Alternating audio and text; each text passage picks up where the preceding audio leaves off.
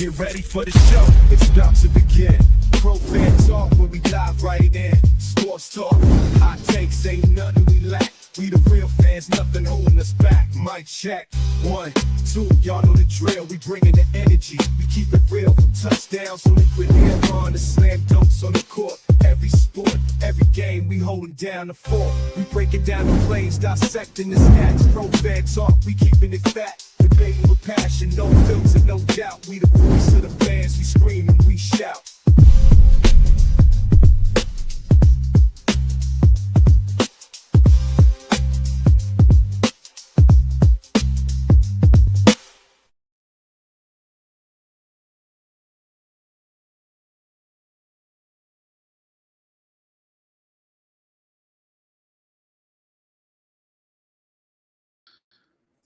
Got to get it on. Finally got my coffee ready. Like my little cup. They gave us these legend cups the last alumni event I went to. I love this thing. But I had to get the coffee ready because I couldn't let the kettle go off and wake up the house. You know how it is. But what is going on? We finally have a dominant victory. We finally get a dominant victory. All three phases of the game. We look like we should have been looking for a while. Now, let me preface this by saying we anybody that says, well, yeah, it was the Raiders. That's a valid point. You can't ignore that. But I always say you beat the team that's in front of you. And this was the first time since the Giants game, the second Giants game, that the Eagles dominated a team the way they should have dominated a team.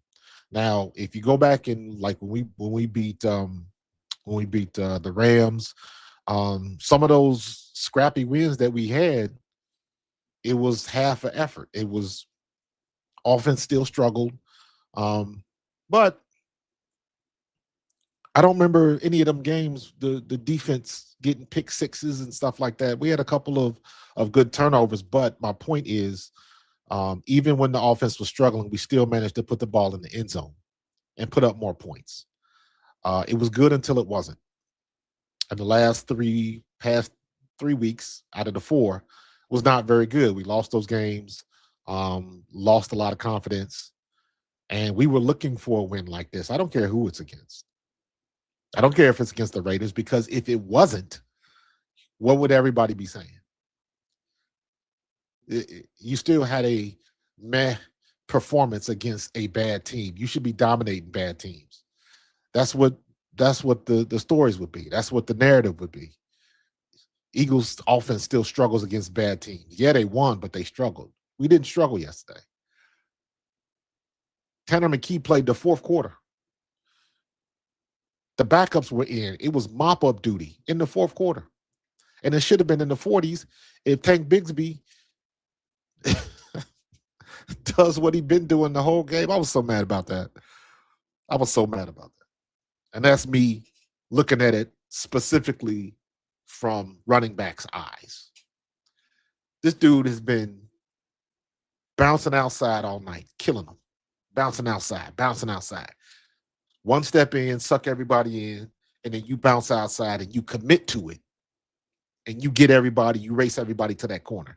And he was having success with that. And then the one time he really needed to do it was on the goal line, and he didn't do it. And he bounced it, and then he tried to take it immediately right back up the middle. I was like, what are you doing?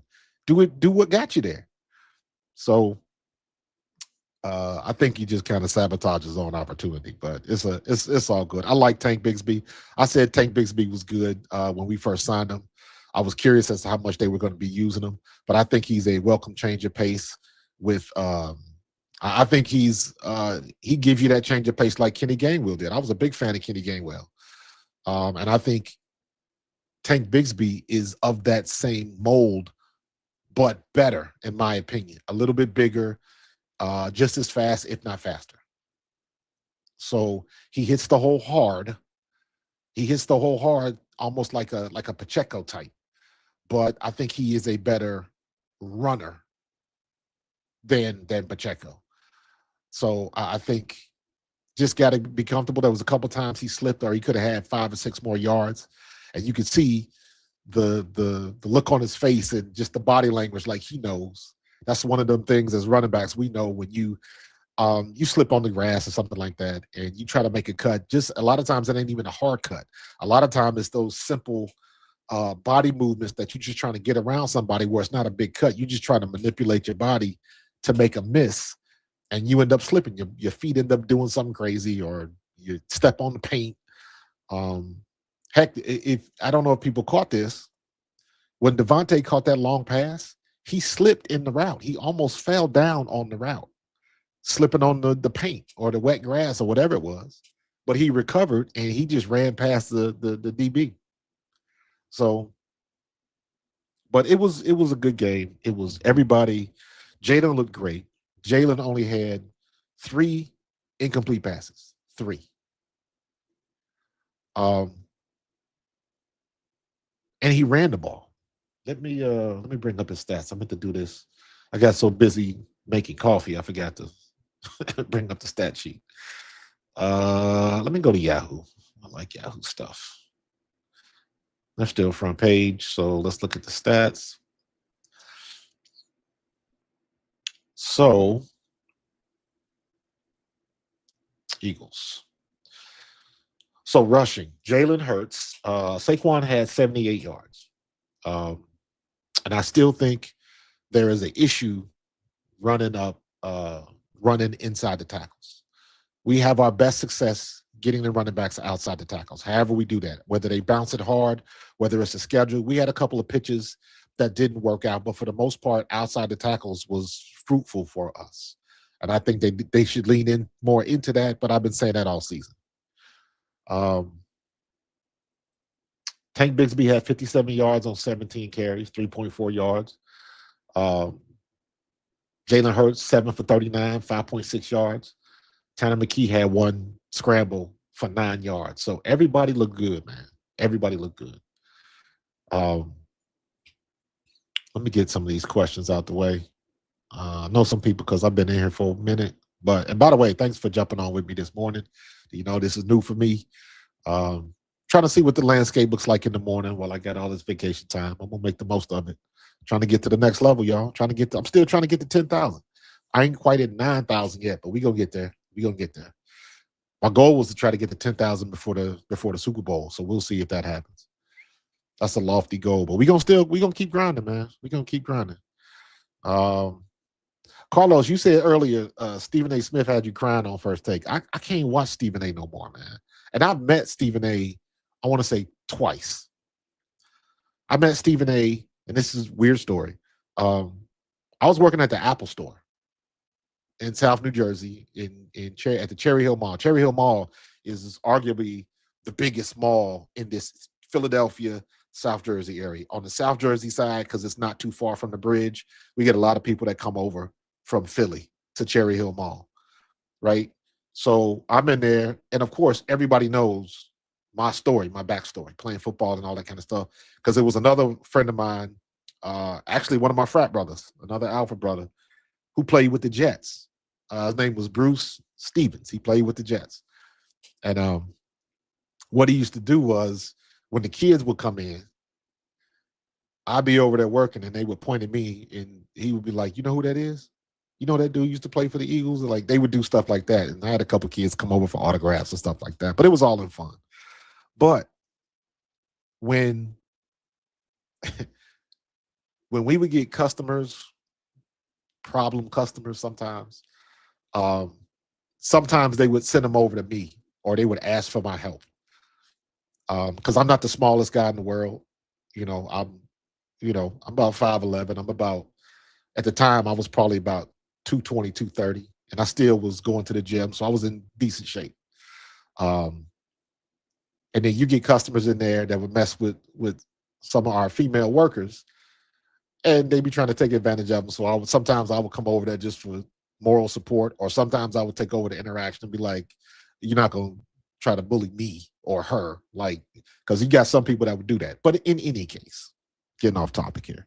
Stephen A. come in a couple times, and everybody that recognized him immediately they sent him over to me because he had the what you see on TV is exactly what you get in person.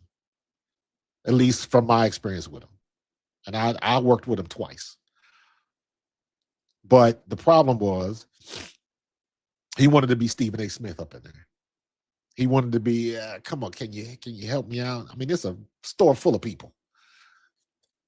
And the rule was, everybody got to wait because everybody got to wait. We're not trying to put nobody ahead of anybody else. The problem is that sounds good in theory until you get a lot of customers recognizing people, then people want autographs and all of that kind of stuff. So we got to read the room. But in this particular case, it wasn't too bad in there. He just wanted to have preferential treatment. I had a couple Philly news people come in and try that. But in any case, so we helped him out, talked with him a little bit. He was a cool dude, but you can still, he got that edge to him. So, but like now when I watch the stuff on like First Take and all of that kind of stuff, I'm like, man, you ain't saying nothing that we don't already know. The only difference is you are just yelling louder than anybody else. And I'm like, right now, like I can't, like I like Dan Orlovsky. I used to like Acho, but I'm disliking Acho for the same reason. But I watch Acho because I like TJ Houshmandzadeh because he used to play for the Bengals. So I'm a Cincinnati boy, so you got that connection. But even Acho, sometimes it's like, dude, stop yelling. I'm right here. I hear you. And I think there's just a general.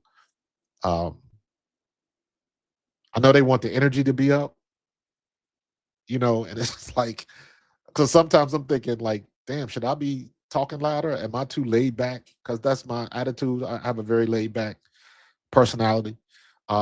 So for me to get all hyped and get yelling and stuff like that, I have to put forth effort to do that. It does not come naturally to me. I was not one of those type of players I was not a rah-rah guy.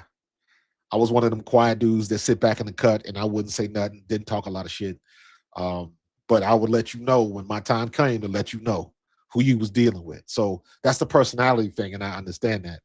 But sometimes I'm just like, man, you ain't got to yell the whole time. There's a dude on Philly radio. I think his name is Brody. That dude yells all the time, and I'm like, bro, you give me a headache right now. And sometimes it's unnecessary, but I get it. I get the way the game is played. I get what they're trying to do.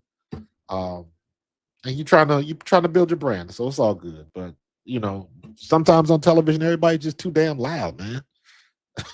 It's just too damn loud. Yeah, you know what, Tiff? I would not. That is not out of the realm of possibility. I would. That would not surprise me. So that would not surprise me. Slew coaching chat. I got what I wanted to see. Offensive efficiency, no turnovers, and the dub. Thanks to the choke job by the Cowboys. I watched the end of that game last night too. And you know what? Let me say it like this. Cowboys didn't give that game away. The Vikings took it. The Vikings took that game. So watching that game, Vikings beat them. Cowboys didn't choke it. Vikings took it. So props to them. So, but yeah, man. Oh, you say you don't like TJ? He's a Jalen hater. You know what, man? I don't mind TJ because TJ, whether you like, here's my thoughts on people that don't like Jalen Hurts. That opinions are like assholes. Everybody got one. My approval of your opinion is not required, and vice versa. Your approval of my opinion is not required. So I don't mind TJ because at least TJ has been consistent. I think TJ is one of those that wants to put him in the game manager category and all of that kind of stuff, and that's fine. That's fine. If that's your opinion, you're welcome to it. And we game managed right on into the Super Bowl, and he got the MVP. Because to me, that's the thing that takes it over the edge when everybody wants to talk about Jalen Hurts. Because a lot of the stuff is valid, and that's what at least I can discern from what I see in watching the film. A lot of the criticisms for Jalen Hurts is valid. Here's where I give pushback. The same criticism you have for Jalen Hurts are the same criticisms that anybody would have for Matthew Stafford, Jared Goff, Patrick Mahomes, and any other quarterback, Trevor Lawrence, that you want to put up in that upper echelon as quarterbacks. They have the same issues. They make the same mistakes. They want to jump on Jalen because he had a 5 turnover game. Sam Darnold had a 4 turnover game.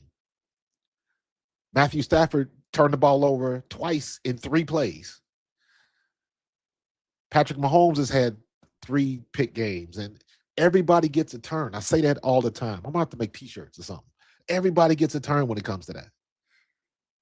So that is not out of the ordinary.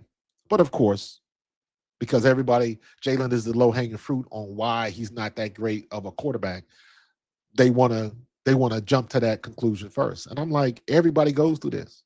Everybody goes through this. Josh Allen goes through this. Lamar Jackson is going through this. So, you know, somebody will say, yeah, but Lamar Jackson got 2 MVPs and should have had a third. Yeah, and Jalen Hurts has got 2 Super Bowl appearances and won one with an MVP. How many Super Bowls has Josh Allen been to? How many Super Bowls has Lamar Jackson been to? Ike Reed said this the other day, and I was like, bro, I had to text him. I had to text him just to co-sign what he said. Because I was listening to him on the radio, and as soon as he said it, I didn't send it social media. I texted him, and I was like, bro, you are cooked. I said, make me a plate of what that is you cooking right now. A lot of Eagles fans want style points rather than the win. And what I mean by that is, and what the point he was making was, everybody wants Jalen, everybody wants the 350-yard game like Stafford, like Goff, like Lawrence, like Mahomes. Everybody wants those stats. But when everybody was bitching about the offense, we were winning games. We got to 8-2, and everybody was still bitching. And his point was, and this is what I agree with 100%. He said his point was, I don't want style points. I don't want to spread the ball around. I want to go back to that conservative way we were playing when we were winning, period. I don't care how we do it. That's it in a nutshell. And I think most of the time, that is a player's perspective. There's a lot of fans that think that way too, but for the most part, the fans want the style points. The fans want the 380 yards passing and the 4 touchdowns. And, they want all of that because they want it to look good. And sometimes I know it's not, but the optics sometimes say some fans would rather see Jalen Hurts throw for 1,000,000 yards and win the games just so they can say, yeah, well, Jalen's a good quarterback. Jalen is they want to be able to compare him to other people by their measure. And I'm like, their measure doesn't work. Their measure didn't get us to the Super Bowl twice. Ours did. Do y'all realize we are arguably one fumble away from having 2 Super Bowls in 3 years? If Jalen doesn't fumble that ball in the Super Bowl, I say we get at least 3 points out of that, at least. And we win that game. So that one, and I know, and I argue with people all the time, he overcame that. He overcame that. But again, we took points off the board and nobody touched him. I thought the ball was knocked out of his hands. Nobody touched him. He just dropped the ball. But that one mistake, in my opinion, I don't think that one mistake was the cause of us losing. I thought the punt return was the cause of us losing. Bad special teams play. That's my opinion. But that fumble didn't help. Let's keep it a buck. That fumble didn't help. So I'm not I don't want the style points. I want Jalen to mature and evolve like he's been doing, because all of these cutout quarterbacks, what you looking for? 6'3", throw the ball a country mile. Um, you know, they can read to make the tight throws, and all of those quarterbacks that can do everything they say Jalen can't do. And I want to take that list, and you got to ask the question: how many Super Bowls have they been to? How many big games have they won? It's a very short list, and people forget that, and they move the goalposts. They move the goalposts constantly. So I adopted the attitude this season. I was like, man, I ain't gonna worry about that. I don't care if you put Jalen on your top 10 or your top 5. I don't care. Your approval is not required for my opinion. And he just gets in there and he keeps winning, and it's ugly, and he keeps winning, and it's ugly, and he understands that. That's what people don't get. Everybody wants to think it's something that it's not. Everybody thinks it's something that it's not. With Jalen, you got to go back and you got to look at Jalen when he came out of high school. You got to look at Jalen when he was at Alabama. You got to look at Jalen when he was at Oklahoma. Every situation he's been in, he has overcame that situation. But here's the one thing that people always forget about Jalen Hurts. He said it in his press conference. Y'all forget how I was brought up and where I come from. In every situation, when he was benched, when he transferred, all of that stuff, the one thing that I give Jalen Hurts the most respect for out of anything is that he always took his medicine. He always took it on the chin. He got benched at Alabama, came back and stayed as the backup instead of transferring. He stayed and took his medicine. And then what happened? When the opportunity presented itself to remind people of who he was, that's exactly what he did. Then he left and went to Oklahoma. And was what he runner up to the Heisman? But he took his medicine. Nobody wants to do that no more. That's part of the process. You got to take your medicine. It's almost like a superhero origin story.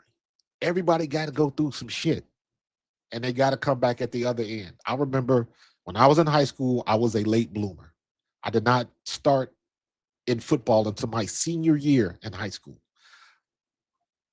When I got an opportunity the year before as a junior, going to a big game, and I fumbled the ball, and we ended up losing the game. It was because of me that we lost that game. At least that's how I saw it. The fumble happened in the first half, so we had plenty of time to come back and win it. But I gave up. We in the red zone, and I fumbled the ball. We ran a option play, and the quarterback pitched it, hit me dead in the chest, and I just dropped the ball. Got nervous and dropped the ball. It was all on me.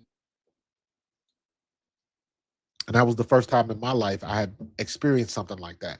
But here's the thing that builds character in people. It's not what you do then. It's the fact that in school the next week, I got to walk through those hallways and everybody's looking at me because we were a football school. We had a big legacy. We had guys in the pros. We had guys at big schools. We had Michigan. We had one of the first black quarterbacks to start at Michigan, Mike Taylor. We had Shane Curry down at went from Georgia Tech to the University of Miami. Ended up playing with the Colts. We had a legacy at our school. We were ranked tops in the country. But I had to walk around school and everybody knew I dropped the ball. So I got to hear the jokes, and I got to get the side eyes, and I got to get the strange looks and the arched eyebrows. You got to deal with that, and you got to walk through that all week. And you feel uncomfortable in your skin. But shit like that builds character. And that was the beginning of my personal journey. Come back the next year, and I'm the guy that nobody's looking at. And I helped my team win the state title. No, it wasn't on me, but I did some things that people never expected me to do. Same thing when I got to college. All these guys from Georgia, Florida, and I'm just some kid from Cincinnati that wasn't supposed to be there. But when I stepped on the field, first time I stepped on the field, we played Delaware State, not too far from here. And it was hot as blazes out there. It was like 98 degrees. Tim Lester was our starting tailback. He ended up playing a lot of years as a fullback for the Pittsburgh Steelers.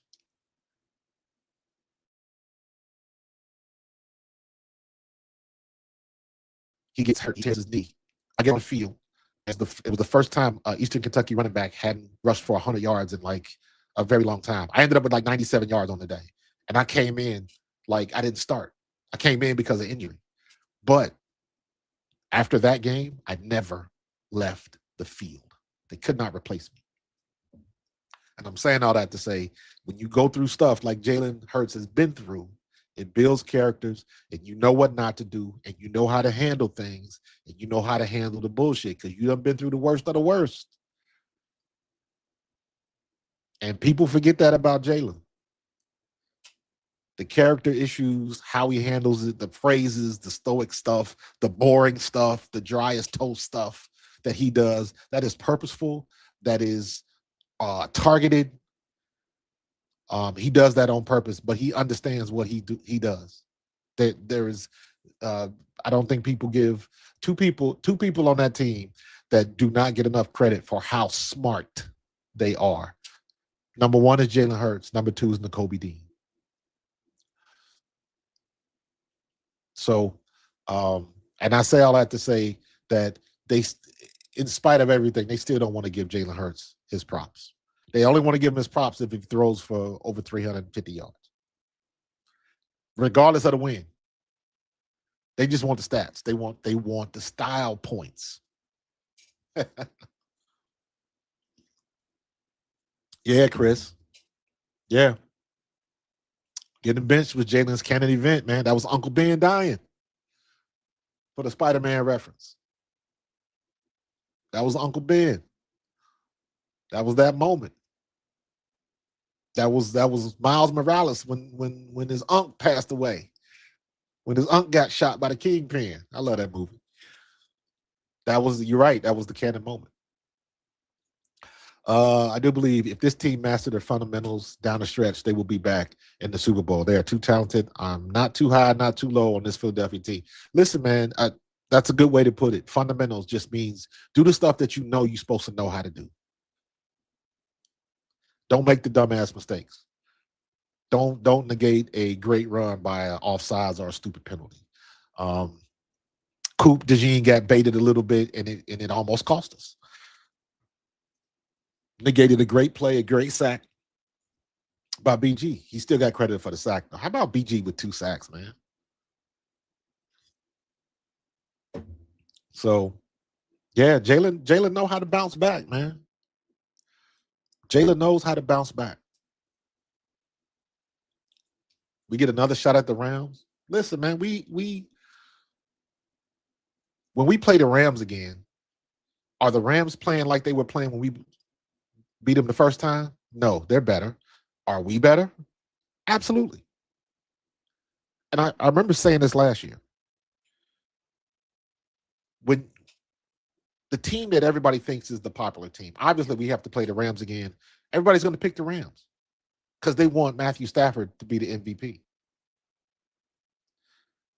So they're going to talk about everything that Matthew Stafford is doing and this, that, and the third, and blah, blah, blah. Forgetting the fact that our defense has gotten better. Our DBs have gotten better. Adoree Jackson is playing better. The safeties are playing better. The defensive line is gelling together, minus Jalen Carter.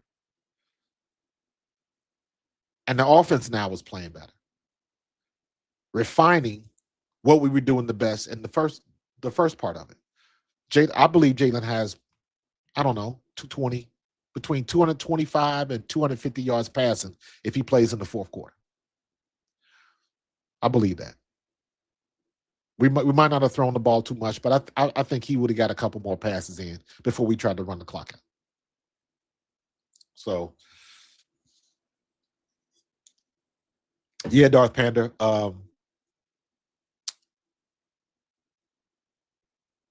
What did I just see? Oh, yeah. Um, Jalen and the Kobe, they're both Qs. I got a good picture of it was me, Barrett Brooks, and Irvin Fryer. And we were all at the alumni event, and Irvin and Barrett, they're both Qs as well. They were both throwing up the hooks. That's what they call it when the Qs throw they signed up. They was throwing up the hooks, and I was throwing up, my A5. Um, so yeah, they a lot of Qs, a lot of Qs. So, but yeah, um, absolutely, Jalen was the real reason we won the Super Bowl with his hands. Absolutely, he threw that ball everywhere. He was the smartest guy on the field. He was the smartest guy on the field, and they underestimated our defensive line tremendously. Um, BG got credit for the sack because it was a personal foul instead of a holding call. Okay, that'll work. You know what? Um, I don't disagree, but I think it's going to be Jalen Phillips. Jalen Phillips, Jordan Davis, Jalix Hunt have been paying dividends. Think about this for a second. Haven't really worried about missing Jalen Carter. Nolan Smith, haven't really said his name much because Jalen Phillips has just been incredible. Jordan Davis has been incredible. Jalix Hunt is paying dividends. Moro Ajomo, Byron Young. Do you understand what I'm saying? You got to go down the list, and everybody's been balling, and you ain't even got to the people who you used to. Nolan Smith and Jalen Carter supposed to be on that list, and it's not like they haven't been balling. They just been overshadowed, but everybody else is playing. They playing their role, and they get the opportunities. I think Nolan Smith got a half a sack yesterday, if I'm not incorrect. But my point is all of these other guys have stepped up and just been killing it. Yeah, Nolan Smith did get a sack yesterday. Brandon Graham got 2 sacks. Nolan Smith got a sack. Ojomo got a sack. Um, everybody's showing up. Everybody's showing up. Zach Bond with the interception. Um, Adoree Jackson with a pass defended. Quinyon with a pass defended. Phillips with 2 pass defended, two blocks. Everybody is contributing on that defensive line. So now, again, for the fourth season in a row, you have to game plan everybody on our defensive line. And they're not done getting better. They're not done. They're not done. Yep, outplayed Mahomes twice. The best in the business. And I make sure I say it like that. Jalen Hurts outplayed the best in the business twice. Every Super Bowl we've won, our quarterback has outplayed the best in the business. Nick Foles outplayed Tom Brady. Tom Brady threw for 500 yards that Super Bowl, and we outplayed him. Jalen Hurts could have arguably been the MVP in a loss in that Super Bowl. Don't get it twisted. And people forget that. And he slung that ball around twice, 2 games like that, and let everybody know I'm him twice. And remember when we lost that game? And remember how the story was, how difficult it is to get back to a Super Bowl. Remember that? And then 2023 happened, and everybody wanted Nick Sirianni fired, and they kept him, and he was going to be a CEO coach, and everybody lost their shit, and everybody didn't believe in him. And I was telling you, it's like it's something. And I've said this before, and I love telling this story. When I saw after that Tampa Bay game, I think it was a local news thing, and they were, I think NBC Philly was in the locker room, and Fletcher Cox was addressing the team. And Fletcher Cox went out of his way to talk about what Nick Sirianni was doing and how much he appreciated him and how good he was. And that struck me at that moment because Fletcher Cox did not have to do that. That was his moment. That was his moment to say thank you to the players and his appreciation for his career with Mr. Lurie, the organization, all of that kind of stuff. He did not have to call out Nick Sirianni, but he did. He did. He went out of his way to do that. So basically, he went out of his way so he could politic for Nick Sirianni to keep his job because he understands how the sausage is made. He understands how close Nick Sirianni was to getting fired after that game. That was really coaching malpractice because everybody and their mama knew they was going to blitz and we wasn't ready for it. That was a coaching failure. So I understand, and he understands he was on the hot seat. And Fletcher Cox said what he said. And immediately I was like, that dude's got something because you don't do that. Players don't do that. Not when it's my moment and it's time for me to walk away. Now, if he'd have said that in a press conference, the official press conference and stuff like that, that'd have been different. But when he says it right there, when everything is fresh, emotions are still high, and he put it out there like that, I was like, nope, Sirianni is different. And the people that need to understand that, understand that. That's why Sirianni kept his job.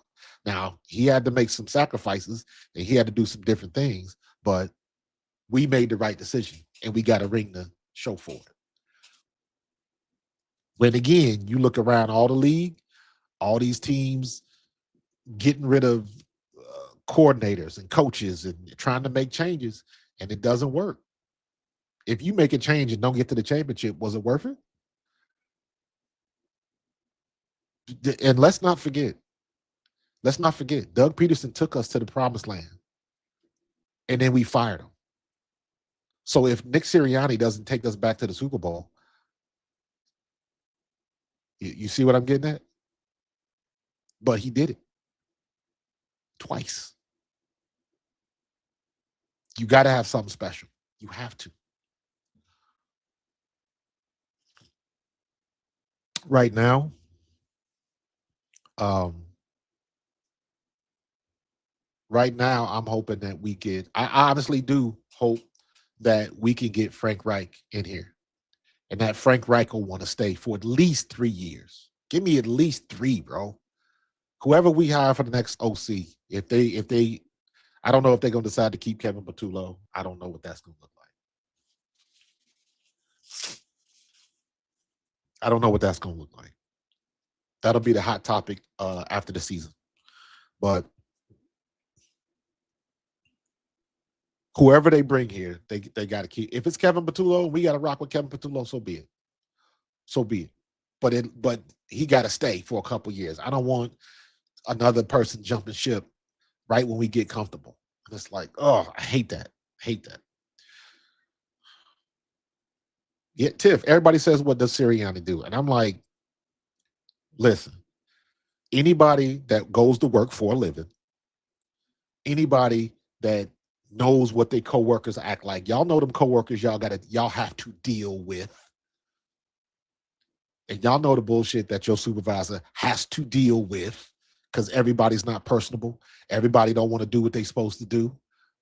Everybody trying to cut corners, and everybody, you got people in there that's trying to get theirs, and they don't have the team's best interest in mind. It's the same way on a team. The only difference is they just get paid a lot more money. So what's up, Ty Baby? I appreciate you coming in here. Good morning to you.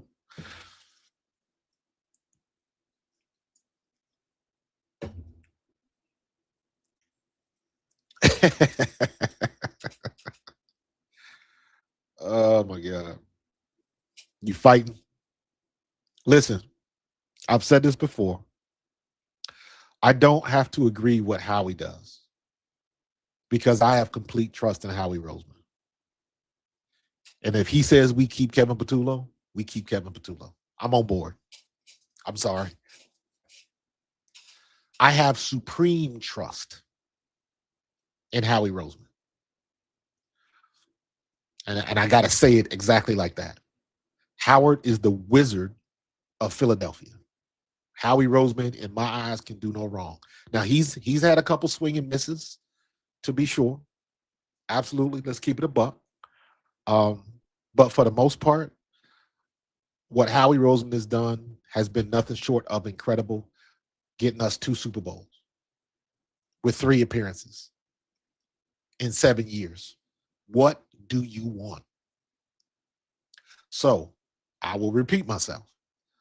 If Howie Roseman says Kevin Patullo stays, then I'm rocking with Kevin Patullo. If I don't like what he's calling, if I don't like the offense again, I will cross that bridge when I get to it. But if Howie Roseman says he stays, I trust him completely. He stays. And I'm good with it. Because here's the thing that people forget when things aren't going well, when things aren't going your way. Do not think for any measure of time, don't think for 1 second that Kevin Patullo wants to lose. You don't think he's working on his craft? You don't think he's trying to figure out a way to get better? And just like I used this analogy when I was talking to Tone the other day on our pregame show.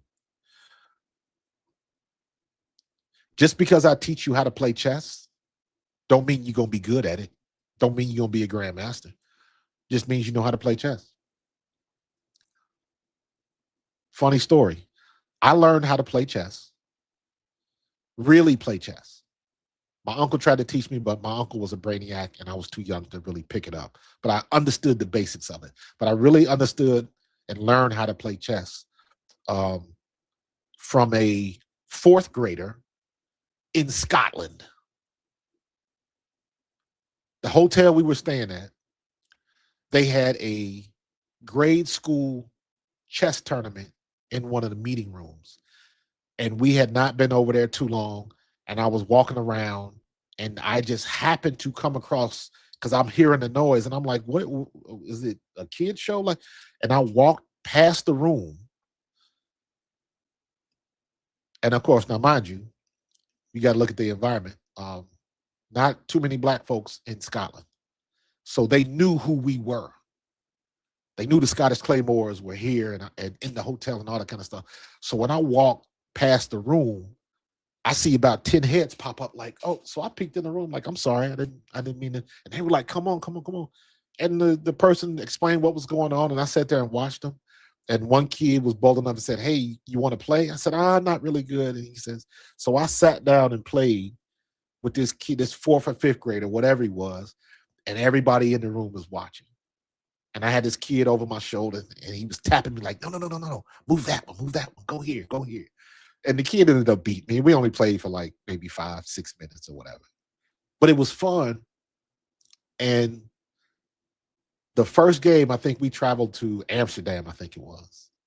And if you ever traveled international, you go through London Heathrow Airport, and international airports are like malls, especially the ones overseas. They are phenomenal. You could like live in one of those airports. But I went to the bookstore and I bought a portable Kasparov chess kit that I could open it up and I could play against the computer. And ever since that kid showed me how to play in Scotland, I bought one and I would play like almost every day. I was still not very good. And even today, somebody would school me in a hot second. But my point is just because you learn something don't mean you get good at it. What was the purpose of that story? The purpose of that story was to say that Kevin Patullo is not trying to stay in one place. He's trying to better his craft and he's trying to be good. And how many stories do we talk about coaches, assistant coaches that started off rocky and it didn't work out over here, and then they finally got an opportunity, and then now look what they turned into. This might be that story. So again, I say all that to say, if Howie Roseman says Kevin Patullo stays, I rock with Kevin Patullo. It's that simple. Folks ain't got to like it. Folks ain't got to like it. Yeah, that there you go. There you go, Dr. Jen. Charge it to the game. Charge it to the game. So, what's up, Ian? I'm an hourly supervisor at my job. I see it every day. I know what my supervisor goes through because he has to deal with me and other leaders and our workers as well. It is not easy. No, man. When you know them people in your family, on your job, and shit happens and you just sit there like why would you do that? Somebody gotta herd them cats together.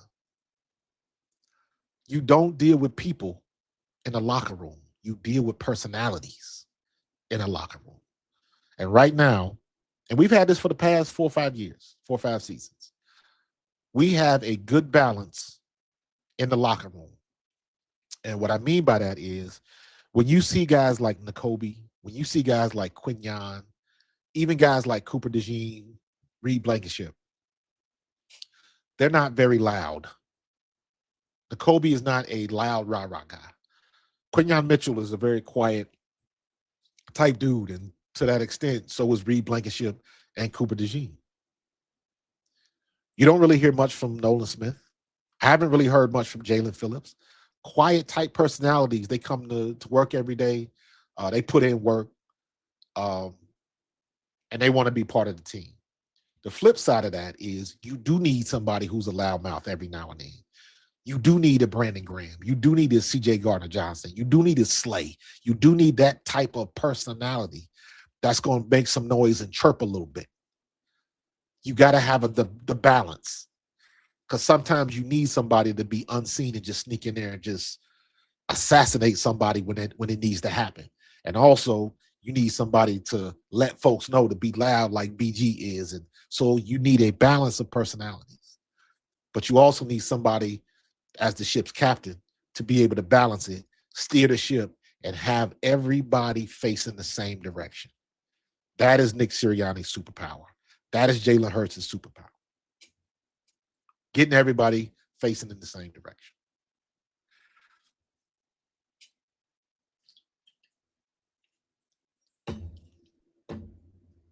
Chris, I've been hearing that head coach stuff. I don't necessarily believe it.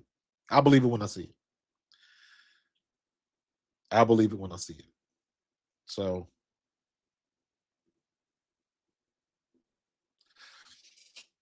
I've been hearing that a lot, and I'm like, I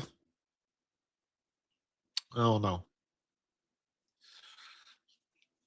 Yeah, Robert, a win is a win, bro. I don't care. I don't care who is B, who is through. You can say it's a miserable Raiders team, but maybe you wasn't on the stream when I said this. The flip side of that is, what would you be saying if we lost? You would say the Eagles suck and we lost to a miserable Raiders team. So which way would you rather have it? Isn't this a team that we're supposed to beat? Isn't this a team that we're supposed to dominate? Yes. And that's exactly what happened. What do you want? Sometimes when people have that type of attitude, it's like, you ain't going to please everybody. So you ain't trying to. Do what you can do. We got to win. Doesn't matter who it came across. You beat who's in front of you. So that doesn't bother me who the opponent was.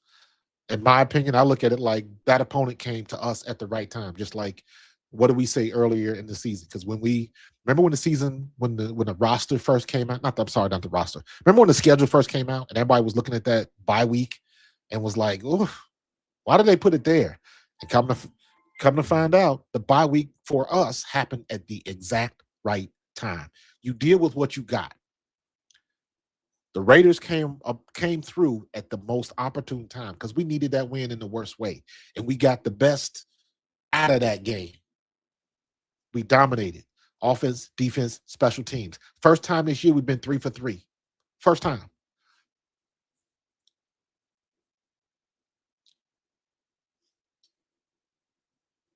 So don't complain about it. Just deal with it. Because we wouldn't have had no problem dealing with it if we would have lost. Nobody would have. They wouldn't shut up about it. So we get sometimes fans want style points. Like what was we? Oh, hold on.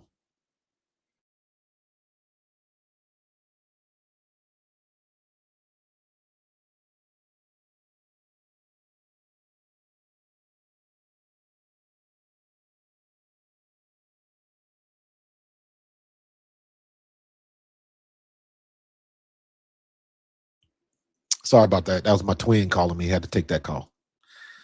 My twin sis. Make sure everything was all good. But what was I saying? Made me lose my train of thought.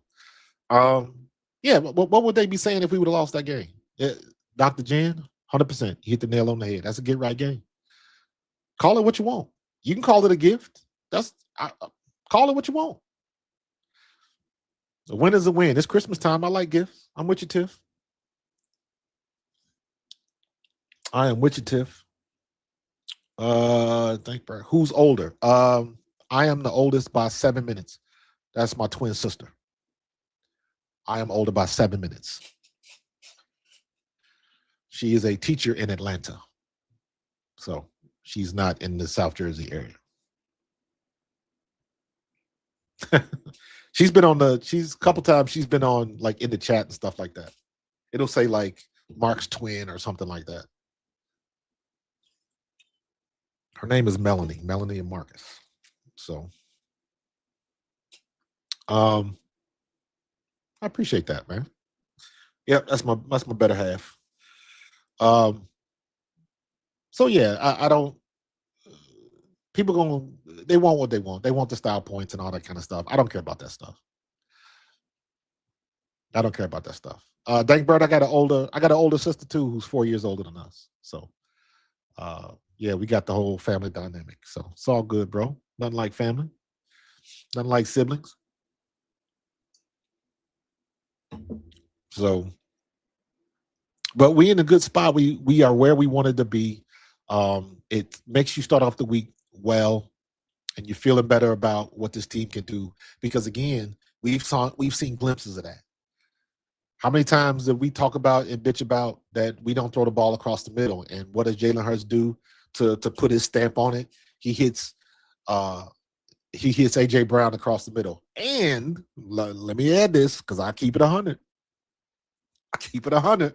I was so worried that AJ was going to drop that ball.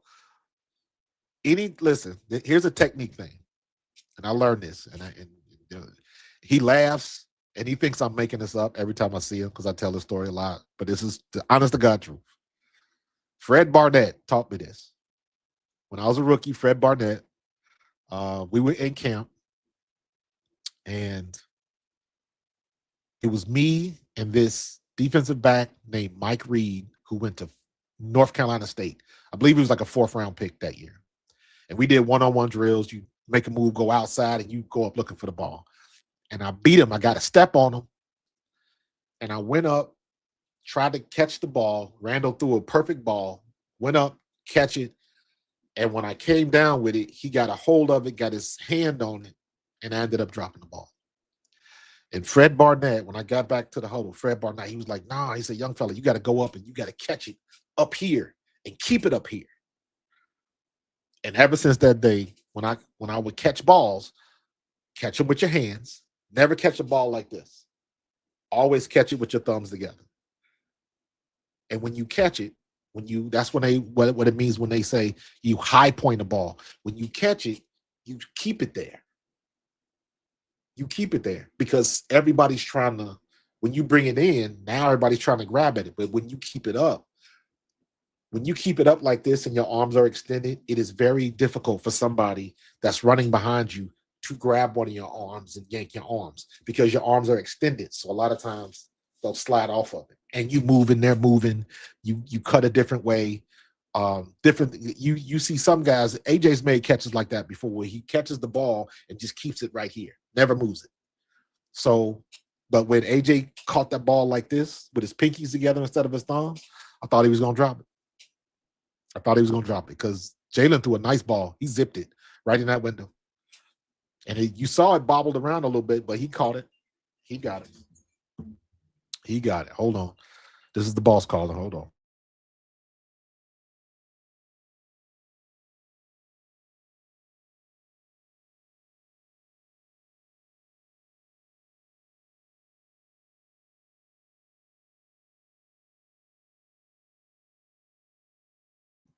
Yeah, got a call by the boss. Make sure she good. So, but yeah, man, I got a little worried when I saw how he caught that ball, but that was just for a split second. We got it done. Got it done. Yeah, Tori. You know what? Sometimes it's like that. Sometimes it's like that. You'll see somebody that shows you something in a certain way, certain manner, and it works. And for whatever reason, it could have been people telling you the same thing for years. But for some reason, on that day, at that time, and that person, the way they explained it to you, it just clicked. That's the way learning is, man. I wish I'd have known that when I was in school because I'm an artist. So I had problems sitting down and studying. But if I'm working with my hands or if I'm creating something, I was good. The other stuff would drive me nuts. I didn't learn that there was a way to learn until it was too late, till I was an adult. It's like, damn, I wish y'all could have showed me this shit when I was in high school. You know what I mean? So just one of them things, man. So yeah, yeah, yeah. Keep the wife happy. So gotta make sure I go out and get her some breakfast or something. Because I'm not used to she calling because she didn't know I was online. So because I'm on vacation now, so she still got to work today. So, but in any case, but you know, we're good to go, man. We're good to go. Kevin, we gonna rock with Kevin Patullo till we through the playoffs. So it is what it is.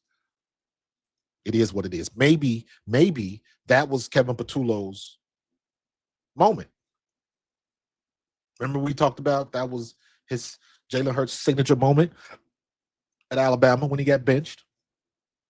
Maybe this was the turnaround for Kevin Patullo. I don't know.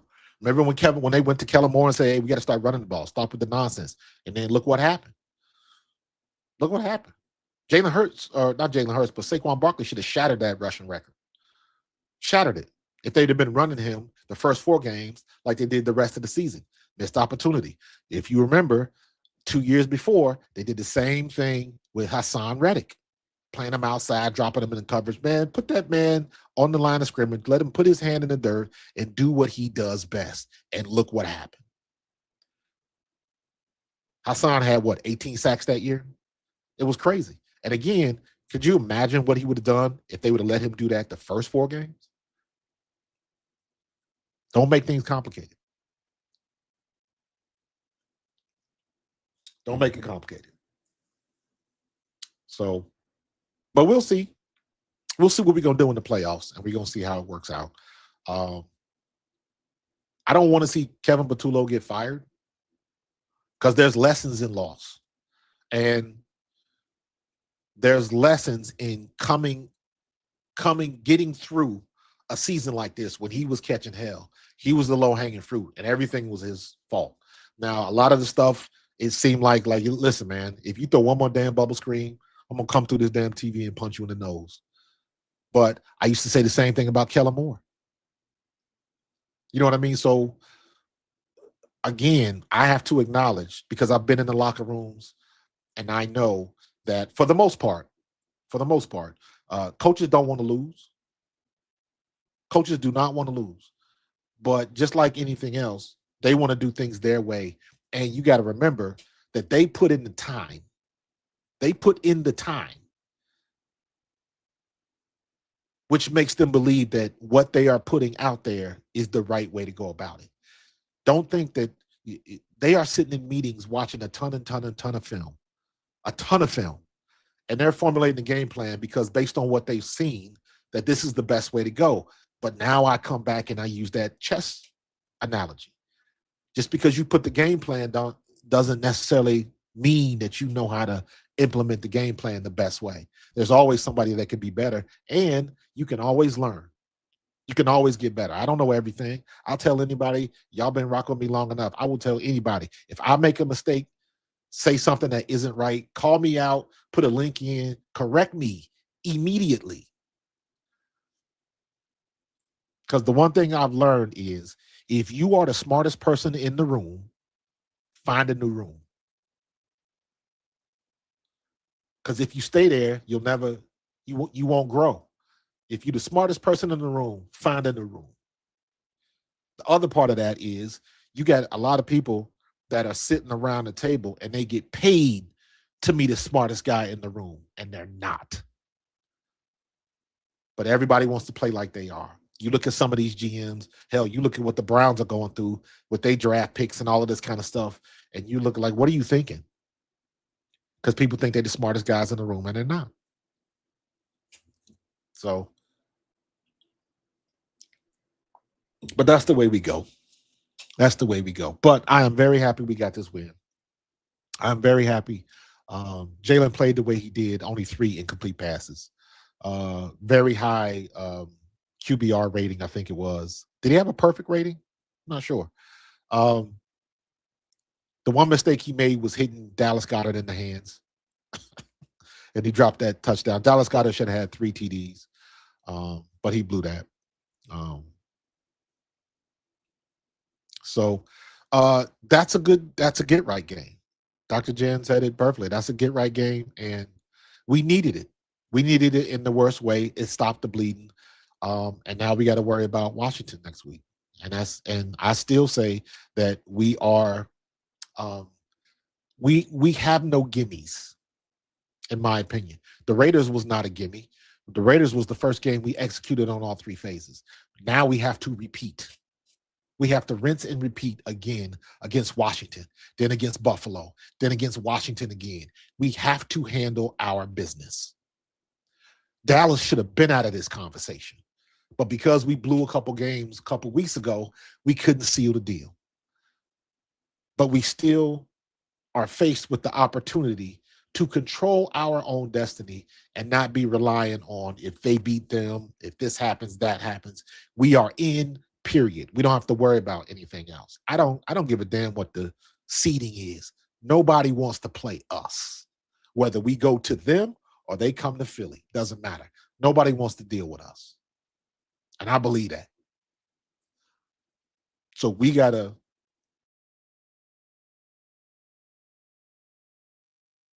stay focused and not worry about the outside noise.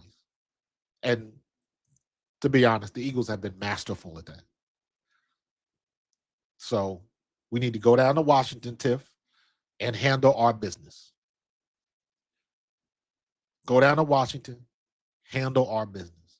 We can't lose the game like we lost a couple years ago.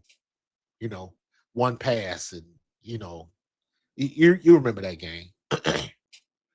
Brandon Graham got that BS roughing the passer call and all of that. Yeah, no. Leave no doubt. That's what we did against the Raiders. That's what we're going to have to do against Washington. Leave no doubt who the best team on that field is. It's that simple. That simple. Yeah, Jaden Daniels is really hurt. That just, to me, that just means like they starting quarterback is out. We need to destroy them like we did the Raiders. That's what we need to do. I want the defense to continue to use these games to sharpen that edge. So when we get to the playoffs, we are laser sharp. So get in and get out with a dub. Yep. So, but all right, man, I'm going to get some breakfast, have my coffee. Man, this was a phenomenal conversation, man. I like this morning stuff.